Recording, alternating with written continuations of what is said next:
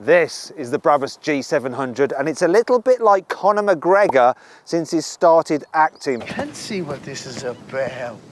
Where the f is everyone? Because it's now even more in your face than the standard G63. Anyhow, in this video I'm going to tell you everything you need to know about this vehicle, the upgrades. Oh look, Brabus brake calipers. Going to take it for a drive. Oh, police, don't pull me over. And of course I'm going to launch it to see how quick it is from 0 to 60 miles an hour. I'm Matt Watson and you're watching carwow. Unless you are Conor McGregor, then I'm not Matt Watson at all, I'm someone else impersonating him. Let's check out the visual changes over a standard G63. You have a redesigned lower bumper there. You also have a big B logo for Brabus in place of the three-pointed star. This piece of carbon fibre on the bonnet, which looks like air vents to feed air into the engine, but actually no, none of the vents are real. It's all for show. Speaking of show, we've got to talk about the wide star body, which makes this car 10 centimetres wider than a standard G63. So you've got these huge flared wheel arches that this redesigned bumpers just flow into. And 24-inch alloy wheels. You might think, oh, Brabus brake calipers, but they are actually no different to the normal ones on the G63. Brabus have just sprayed them. Anyway, here's some more fake vintage here. We've got matte door mirrors, huge lights on the top to blind oncoming drivers. I mean, this car is all about like making a statement and being seen, and it really does in this exclusive green hell, what's it called? In this exclusive green hell Magno paint. Green hell, Nürburgring, Magno, because it has this matte effect, I imagine. Now, moving down here, we have new exhaust pipes. So they're not shiny like on the G63. The back, once again, widened wheel arches.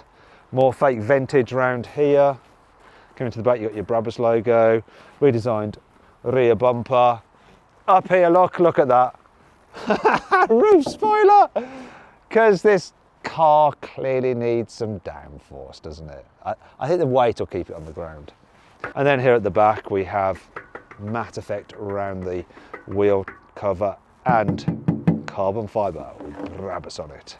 Oh yeah, last thing, very important, 700, denoting the 700 horsepowers. Here on the inside, there aren't that many changes over a standard G-Wagon. For instance, you can get this Alcantara steering wheel with carbon fibre on a normal G63. You can also get carbon fibre here on a G63 if you want, and here. However, what's unique to the Brabus, these two-tone seats with the green to match the exterior. You've got Brabus mats, you've got Brabus illuminated there on the kick plates. There's a little badge there that says exclusive Brabus. I don't know where it is. Am I pointing in the right direction?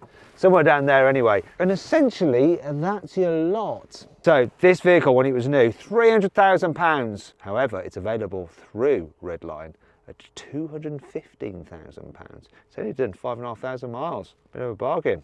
Here in the back seats, there's even fewer changes over a normal G. And you do have the green two-tone and the stitching like you did in the front. But other than that, same as normal, really. So knee room's all right. Headroom's extremely good. Plenty of foot space.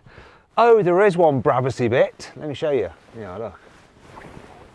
There. On the lock stalk, or what do you call those things? What do you call these things, Rory? We all know what they are.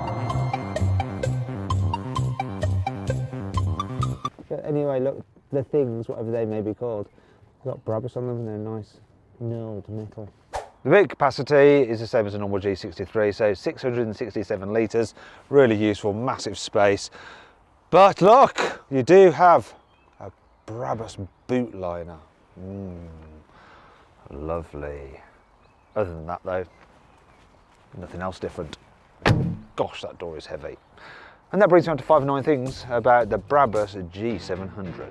For a car that costs £300,000 new, condensation in the headlights just isn't acceptable. The average fuel consumption over the life of this vehicle has worked out to 15.5 miles to the gallon. Okay. Whenever you give someone a lift, they don't realise that you absolutely have to slam the doors on a G-Wagon. So they'll get out and then they'll go like this, and it won't be shut properly. And you have to jump out the driver's seat and get out and shut it properly, which is like that.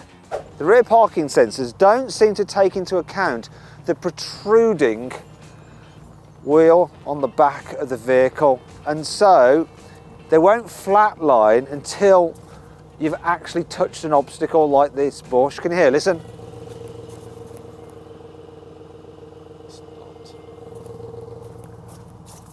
I'm wrong.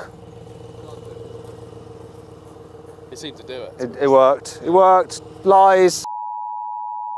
There's not much choice when it comes to fitting tyres to this vehicle. I think there's just one option, and they're these Vredesteins. And they're quite expensive. They're over £600 a corner. It's not all negative though. Here's 5 good things about this car. This vehicle is a one of one. Reason being, it's the only G to have this green hell Magno paint. The exhaust on the G700 not only looks slightly different to that on a normal G63, it's been tuned for more noise. Let's have a listen to it, start it up. Oh yeah, it's even more bassy. Give it some revs. I can feel that in my chest, it's so bassy. More. Oh yeah, I like the sound of that. One of the interesting things about this car is that if you don't want the whole G700 NUS, you can buy bits of it separately, such as the engine upgrade. That's £6,500 just for the 700 horsepower. Or you could just have this thing, which is known as the bonnet attachment. Guess how much this is? It's £7,500. So it's more than the engine upgrade, which is madness. Just open the bonnet. I want to show you this. It really doesn't do a thing. Look, see? There's no air being sent anywhere. It really is just an attachment. This vehicle may have 700 horsepower and crazy add-ons like a carbon fibre spare wheel cover and a pointless spoiler, but it's still got a good old tow hitch. Yeah, you can tow up to 3.5 tons with your 700 horsepower G-Wagon. Well, the kind of person that buys this car will never take it off-road. If they needed to or wanted to, it'd be more than capable, because it's a proper hardcore off-roader with a traditional ladder frame chassis, a low range mode for the gearbox, and a central rear and front locking differential. The G700 uses the same 4-litre twin-turbo V8 that you get in a normal G63. However, as the name suggests, you have 700 horsepower. Now, Brabus have been able to achieve this by fitting the car with a new ECU, which can control fueling and boost pressure. Torque is up as well from 850 Newton meters to 950 Newton meters.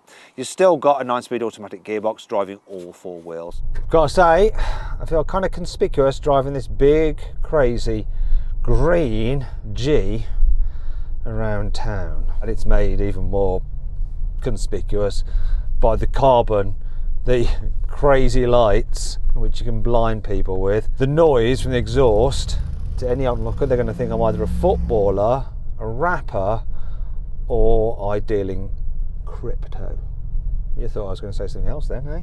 What makes this a bit worse is that, look, like, if you need to manoeuvre it, because it's so attention grabbing, everyone's going to watch you make mistakes, and the turning circle is like 13.5 meters. Let me just bring up the cameras. Oh, he likes it. Oh, remember, you're in a G-Wagon. Doesn't matter, just up the curbs. Hello, she's laughing at me. Yeah, he's laughing at me as well. No, my Willy is actually larger than you think it is. It's not my car. Though, to be fair, I did have a G-Wagon, had one for a year in bright red, and that was quite conspicuous, but nothing compared to this Brabus version. There is something slightly pleasing about driving around in it though, because you just sit so supremely high, so forward visibility is amazing. Though the V8 at the back isn't quite as good as you might think because of that spare wheel. Door mirrors are an okay size, but not that big considering the size of the actual vehicle itself. Oh, police, don't pull me over. Oh, this is going to get their attention. Hi. The car's paint scheme is even brighter than the high-vis they had on their van. I tell you what, the gearbox does a good job. Very smooth. Even though it's got 9 gears, it's quite good at picking the right gear. The brakes, a little bit squidgy then grabby. Oh, I was a bit jerky then when it dropped me into first gear. It's a shame. Let's do it again. I didn't do it that time, it's fine. Smooth on the upshift. The steering is quite heavy. you can still do it one-handed, which is a must when you're just cruising around town in this thing. The suspension has 3 different settings. I've got it in its softest, but because this thing rides on 24-inch alloy wheels, you feel the bumps. And the traditional ladder frame chassis and the fact that you've got a rigid axle rear suspension does mean that a lot more of those bumps are transmitted into the cabin and through your bottom than they would be on a normal car-like constructed SUV such as the GLS. Let's get out of here. Oh, noisy, quick. Driving along at speed, I think I've noticed something that's a bit annoying. So the light bar, which is attached to the front of the roof, it's not very aerodynamic. And I think there's quite a lot of wind buffeting coming from it, which I'm hearing. And I didn't have that noise from a normal G-Wagon, the one that I used to run. So that's a definite downside of that light bar. Maybe you don't care because it allows you to blind other people. Look, blind. Yeah, that buffeting sound's getting really quite bad now. Oh. Anyway, let's slow it down and see what the pickup is like from this very, very torquey engine. So I'm going to go to 40. Just cruise, cruise, cruise, cruise, cruise, and I'm going to count it in. 3, 2, 1. I'm going to floor it now. Bloody hell. Well, there we go. You're kind of wrestling with it as it takes off, and it's like skitting about all over the place. What an utter nutter. It's like holding on to the reins of a runaway horse. Great noise as well from that exhaust. Just when you thought that the G63 didn't need to be any quicker, Brabus goes, all right, let's give it an extra 100 horsepower. Madness. Despite rating the engine, Brabus haven't done anything to the chassis on this thing, apart from fit it with slightly wider wheels. So dynamically, it's just going to be the same as a normal G-Wagon. I've put it into its sportiest setting and the stiffest suspension to stop it leading in the bends.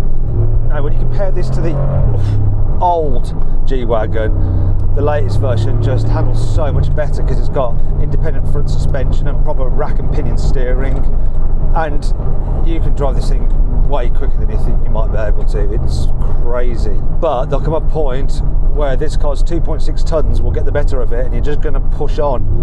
Not there. Oh my God, it just absolutely flies out the turns. Whoa! Oh, what a thrill ride. It's quite crazy sitting in something this high that just goes this quick. That is addictive.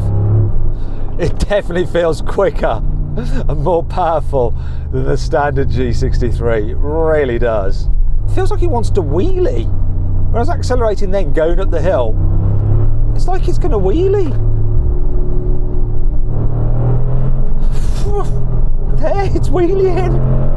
It just feels like it's wheeling. It's so quick. But let's find out exactly how quick it is. This thing is supposed to do 0 to 60 in 4.3 seconds, which is 0.2 of a second quicker than a standard G63. Let's find out what it'll really do. I'm going to launch it and time it with my specialist timing gear here. Left foot on the brake boost, go.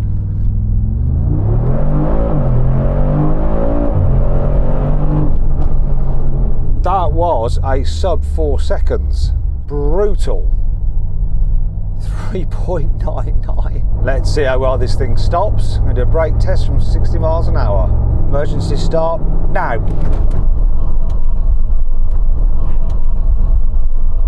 Oh, come on, be less than 35 metres. Come on.